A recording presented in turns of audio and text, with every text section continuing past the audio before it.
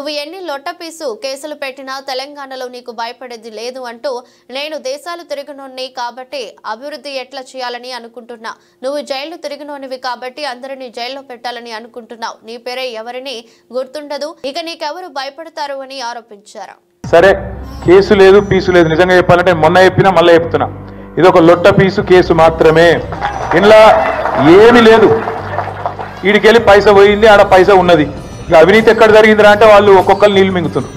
అందుకే అడుగుతున్నా నేను రేవంత్ రెడ్డి గారిని, నీకు పైశాచిక ఆనందం ఉంది, అర్జెంటుగా నేను జైలుకు పోయినా కాబట్టి అందరినీ జైలుకు పంపాలి అని నీకు ఆనందం. నేనేమో విదేశాలు తిరిగి పెట్టుబడులు తెచ్చినా కాబట్టి నాకేమో విదేశాల స్థాయిలో మన రాష్ట్రం మన దేశం డెవలప్ కావాలని నాకు. నీకు మాకు తేడా అది. ప్రపంచ పటంలో హైదరాబాద్ను పెట్టాలి, తెలంగాణను పెట్టాలన్నది మా నాయకుడు కేసీఆర్ కమిట్మెంటు, మా కమిట్మెంట్.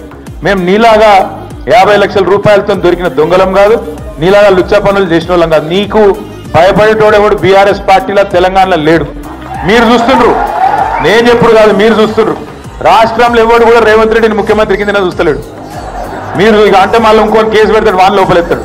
నేను అనా ఆయన ఎవరో మర్చిపోయింది పేరు అని నేను అనా. ఎందుకన్నా అంటే నిన్ను ఎవడు గుర్తే నేను అంటున్నాను, నిన్ను ఎవడు గుర్తే పడతలేడు. నేనేం చెప్తా దానికి? సంవత్సరం తర్వాత కూడా నేను ఎవడు దేకపోతే నేనేం చేయాలి దానికి? ఇప్పుడు పెద్దలు ఎప్పుడో చెప్పారు, అందుకే కనకపు సింహాసనంలో శునకాన్ని కూర్చోబెడితే దానికి ఆ బుద్ధి రాదు. అందుకే భయపడేది లేదు, బాధపడేది లేదు. ఎన్నిసార్లు పిలిచినా పోతా, కానీ మీరు మాత్రం దయచేసి తదేక దీక్షతో మన నాయకుడు కేసీఆర్ గారు చెప్పినట్టుగా ఉద్యమంలో ఎంతైతే కమిట్మెంట్తో పనిచేసినావో అంతే కమిట్మెంట్తో పోదాం. వాళ్ళు ఎన్ని ప్రశ్నలు పెట్టినా, ఎన్ని సవాళ్ళు వేసినా, ఎన్ని రకాల ఇబ్బందులు పెట్టినా, ఎన్ని రకాల కొత్త రకాల కేసులు పెట్టినా భయపడేది లేదు, తల వంచేది లేదు. నిజాయితీకి ధైర్యం ఎక్కువ. వాడు ఎవడు ఏమనుకున్నా సరే ఇది లొట్ట పీస్ కేసే, వీడు ఒక లొట్ట పీస్ ముఖ్యమంత్రి. బరాబర్ కొట్లాడదాం.